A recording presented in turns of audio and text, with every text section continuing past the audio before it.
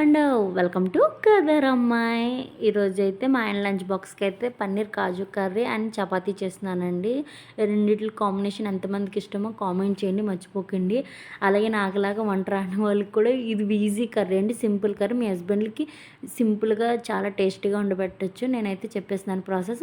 ఇప్పుడైతే ఆయిల్ తీసుకుని అందులో జీడిపప్పు బాగా వేపించేసిన తర్వాత బటర్ వేసుకుని ఆనియన్, గ్రీన్ చిల్లీ, అల్లం వెల్లుల్లి పేస్ట్ కూడా పచ్చివాసన పోయేదాకా వేపించండి. ఇందులో తర్వాత పసుపు, కారం, ఉప్పు, గరం మసాలా, ధనియా పొడి, జీరా పొడి వేసి బాగా అయిన తర్వాత టమాటాలు ప్యూరీ చేసింది అది కూడా వేసి బాగా ఫ్రై చేయండి ఆయిల్ తేలిదాకా.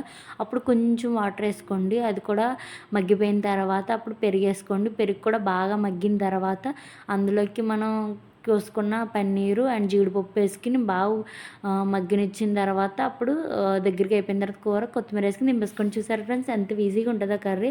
అండ్ చపాతీ అయితే చేసేస్తున్నాను మా ఆయన లంచ్ బాక్స్లోకి.